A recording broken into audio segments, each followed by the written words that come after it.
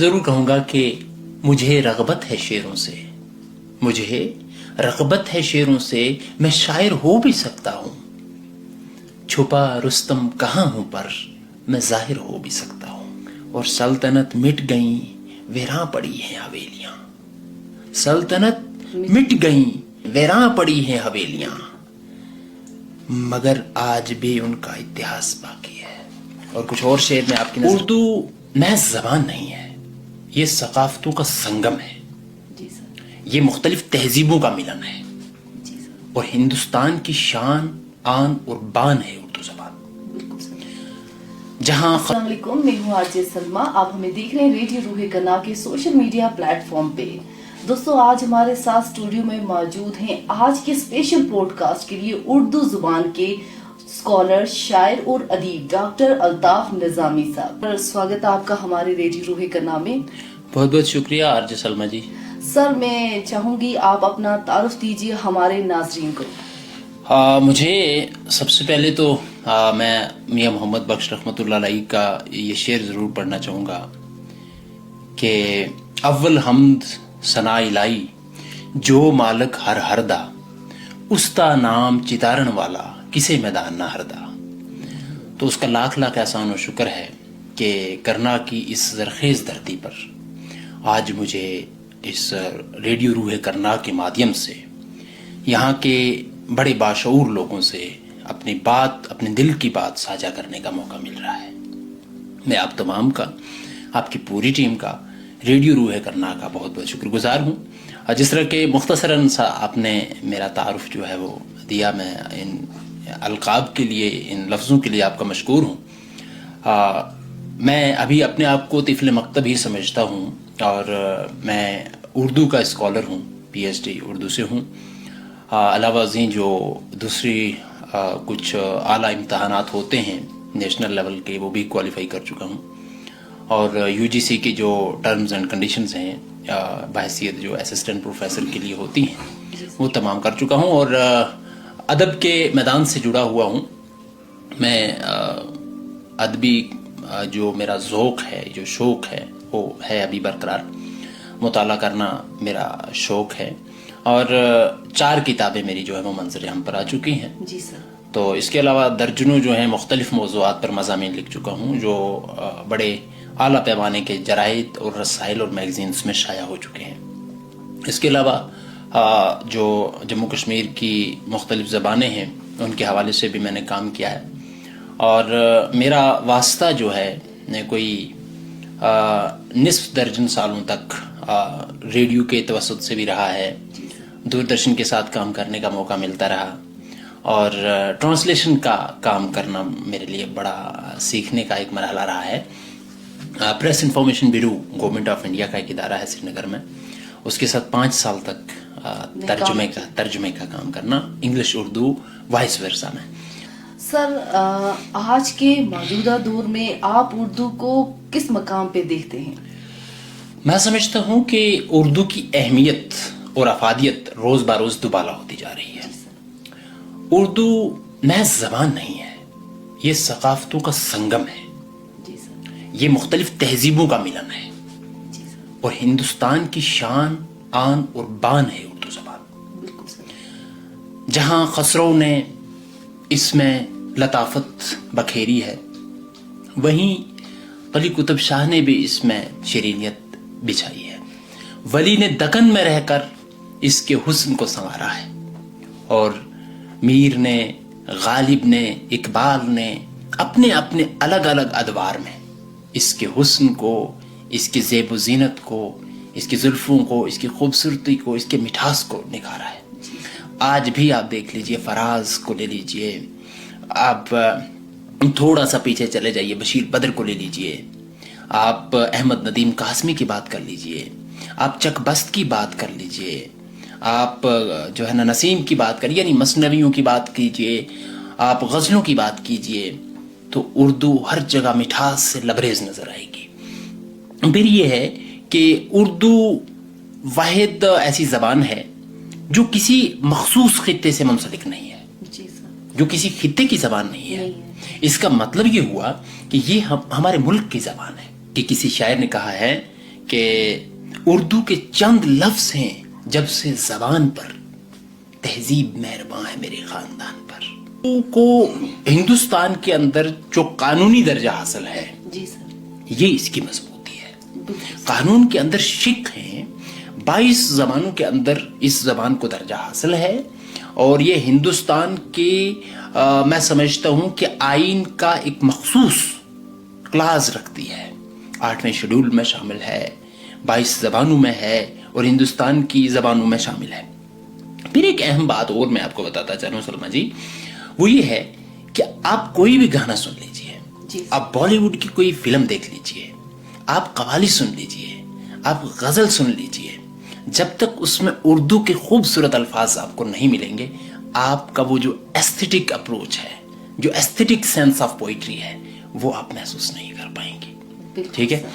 ایک شہنشاہ نے دولت کا سہارا لے کر ہم غریبوں کی محبت کا اڑایا ہے مذاق. یہ اردو کا ہی شاعر کہہ سکتا ہے. اور پھر یہ بھی کوئی اردو کا ہی کہہ سکتا ہے کہ وہ کہتے ہیں کہ جنگ کیا مسئلوں کا حل دے گی، جنگ کیا مسئلوں کا حل دے گی، جنگ تو خود ایک مسئلہ ہے. اردو یکجہتی، محبت، بھائی چارے، امن اور یکسانیت کا پیغام دیتی ہے.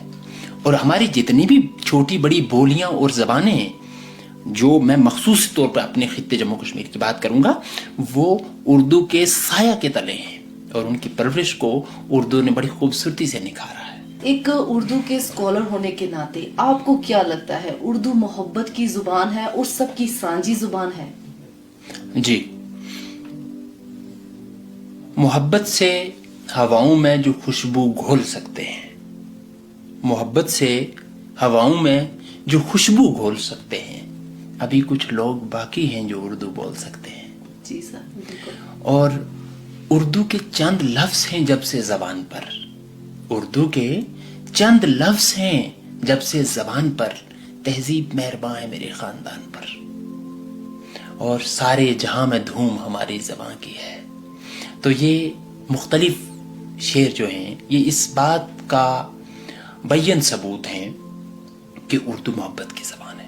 کوئی کہتا ہے کہ دہلی اور اس کے آس پاس میں پیدا ہوئی، کوئی کہتا ہے نہیں پنجاب سے پیدا ہوئی، کوئی ہریانہ کو اس کا جو ہے مولد و منشا کہتا ہے، تو کوئی اسے آسام سے جوڑ کے دیکھتا ہے. یہ ہندوستان کی زبان ہے، اور جو ہندوستان کی زبان ہو تو وہ واقعی گلدستہ ہو سکتی ہے، وہ محبت کی زبان کیونکہ یہاں سکھ، عیسائی، ہندو، مسلمان اور کوئی مذہب نہ ماننے والے بھی لوگ ہیں. تو یہ سب کی سانجھی زبان ہے، یہ لشکری زبان ہے. ٹھیک ہے، یہ فوجیوں کی زبان ہے. جب بنگال کا کشمیر کا آپس میں نہ بنگالی سمجھتا ہے نہ کشمیری سمجھتا ہے، تو وہ آپس میں انٹر کنیکٹ ہونے کے لیے، آپ سے اپنے جذبات کا اظہار کرنے کے لیے اردو کا سہارا لیتا ہے. ٹھیک ہے.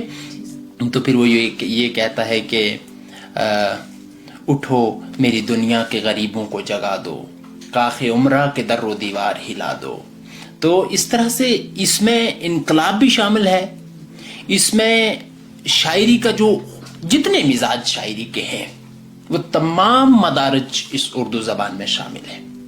اور یہ ہماری خوش بختی ہے کہ ہم نے ایک ایسی زبان ورلڈ کو دی ہے جس سے آج جو نئی بستیاں بس رہی ہیں، امریکہ کے اندر، یو کے اندر، کینیڈا کے اندر، جرمنی کے اندر، فرانس کے اندر، وہاں جو نئی بستیاں بس رہی ہیں اردو والوں کی، تو وہ لوگ اردو پہ کام کر رہے ہیں، وہاں اردو پہ ریسرچ ہو رہی ہے. بالکل سر. جی سر، جیسے کہ ہم سب جانتے ہیں کہ آپ بہت اچھے شاعر ہیں. جی، تو میں چاہتی ہوں آپ اپنی شاعری ہمارے ناظرین کو سنائیں. جی سلما جی، بالکل آپ کہیں. بہت بڑے شاعر تو نہیں، بہرحال میں اپنے آپ کو کہوں گا، میں یہ ضرور کہوں گا کہ مجھے رغبت ہے شعروں سے، مجھے رغبت ہے شعروں سے، میں شاعر ہو بھی سکتا ہوں. چھپا رستم کہاں ہوں پر میں ظاہر ہو بھی سکتا ہوں. اور شعر دیکھیے کہ میں قاری جون و ساحر کا، میں دیوانہ ہوں غالب کا، مجھے بے خوف کہنے دیں میں ماہر ہو بھی سکتا ہوں. پھر ایک دوسری غزل سے چاند اشار دیکھیے کہ میرے قلم میں ارتعاش باقی ہے، گوہر کی جستجو اور تلاش باقی ہے، मैं खो के आ गया दौराने सफर सब कुछ, कहीं मिलेगी अगर वो लाश बाकी है। फिर से देखिए, हुए हैं कत्ल सरे राह हम रकीबों से, हावर हुनूस छाऊं का मगर एहसास बाकी है।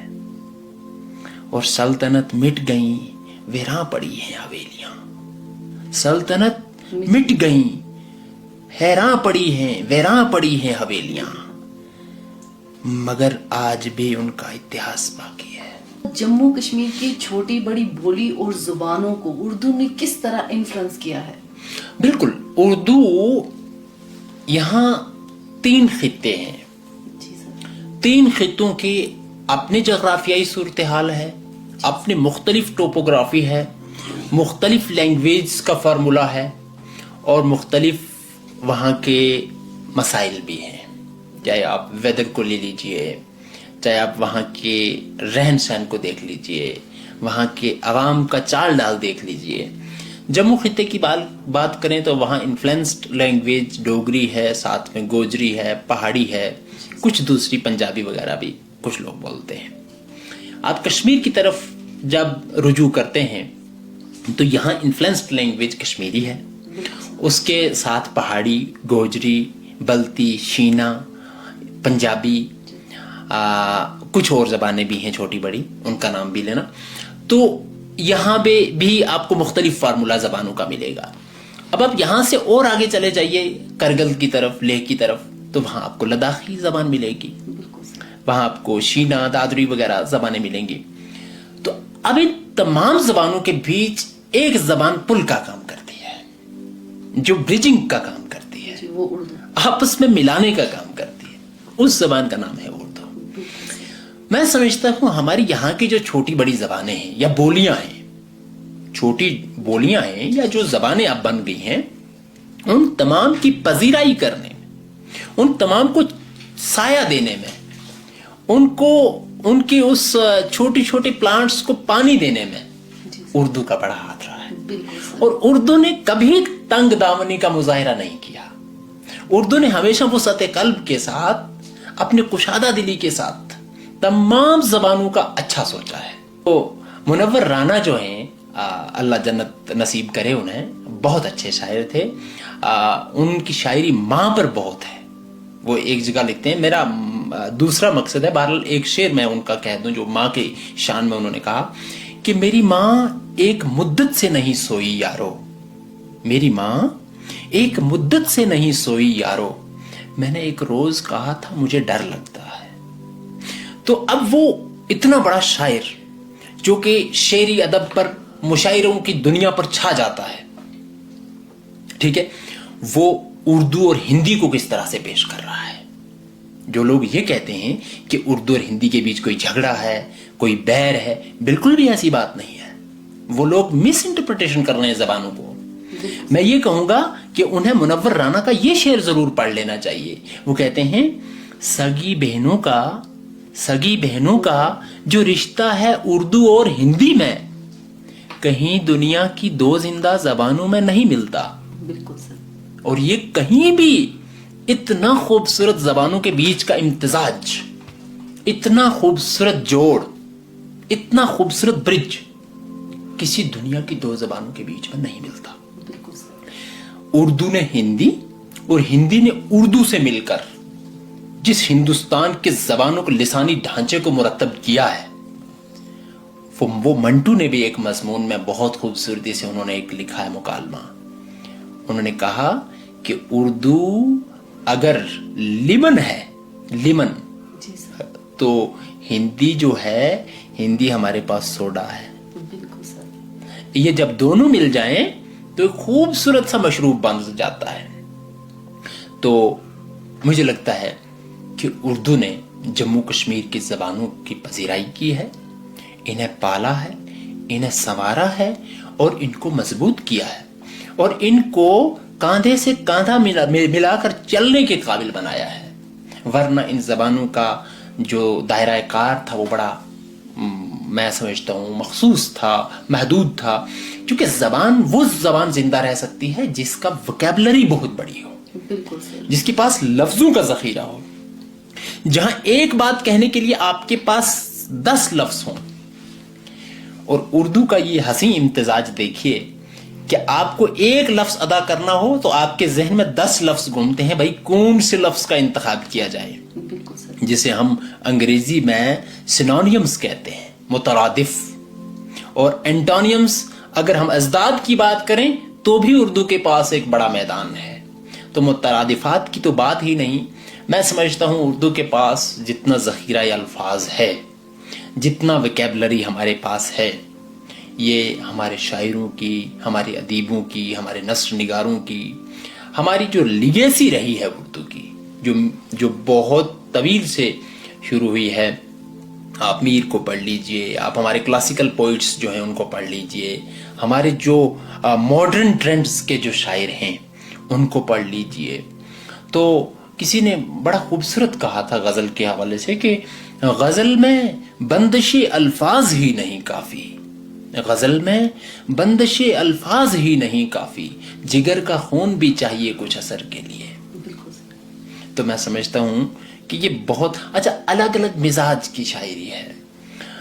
فیض کہتے ہیں کہ گلوں میں رنگ بھرے باد نو بہار چلے، چلے بھی آؤ کہ گلشن کا کاروبار چلے. مقام فیض کوئی راہ میں جچا ہی نہیں، مقام فیض کوئی راہ میں جچا ہی نہیں، جو کوئے یار سے نکلے تو سوئے دار چلے. تو اردو کے ادیبوں نے ہندوستان کی تحریک آزادی کو مضبوط کرنے میں، اپنے ہندوستان کو انگریزوں کے اس جبر سے بچانے میں اپنے جانوں تک کا نذرانہ دے دیا. حضرت موہانی کی بات کیجئے، ابوالکلام آزاد کی بات کیجئے، فیض کی بات کیجئے، درجنوں نہیں بلکہ سینکڑوں ایسے نام گنوائے جا سکتے ہیں. اور ہاں میں ایک چیز کی اور وضاحت کر دوں سلمہ جی، آج یہ اردو جو ہے یہ محض مسلمانوں کی زبان نہیں ہے. بالکل سر. اس زبان کو اس مرتبے تک لانے میں غیر مسلموں کا بہت بڑا کردار ہے. آپ گلزار دہلوی کو کبھی پڑھ لیجئے، آپ پنڈت برج نارائن چکبست کی بات کیجئے، آپ ہمارے جموں کشمیر کی ایک خوبصورت شخصیت کرشن چندر جی جو پونچھ سے جن کا تعلق ہے، کرشن چندر جی، ان کو پڑھ لیجئے. آپ پریم چند کی بات کیجئے، کس کس کو بلائیں گے بھلا؟ کیسے جوڑ لیں گے کسی کے ساتھ؟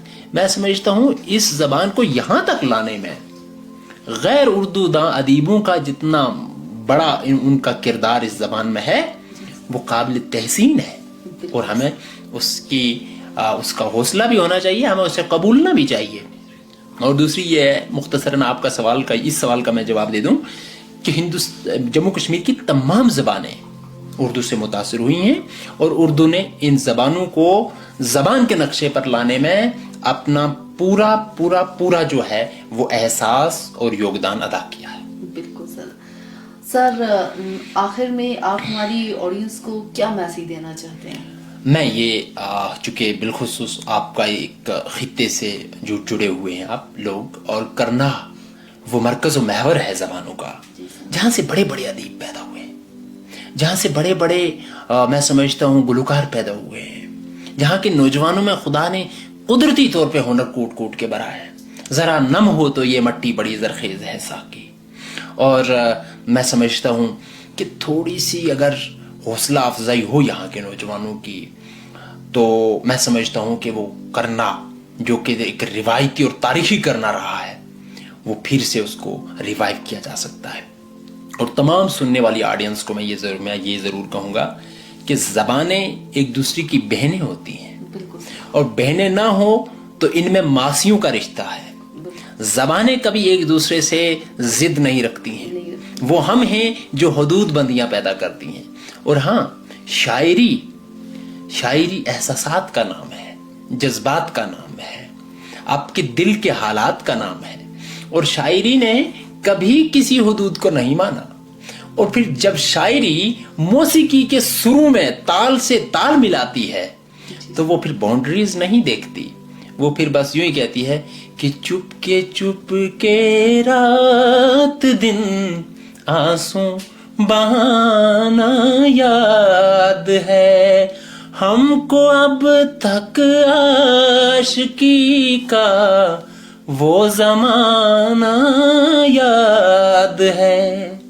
تو یہ سر، یہ تال، یہ غلام علی صاحب، بڑے غلام علی صاحب اور نصرت صاحب، یہ تمام لوگوں نے اس زبان کی جس طرح سے پذیرائی کی ہے، میں اپنے لسنرز کو آپ کے مادھیم سے، آپ کے توسط سے یہ ضرور پیغام دوں گا کہ زبانوں کے حوالے سے بات کیجئے اور نوجوان نسل کو اردو سے جوڑیے.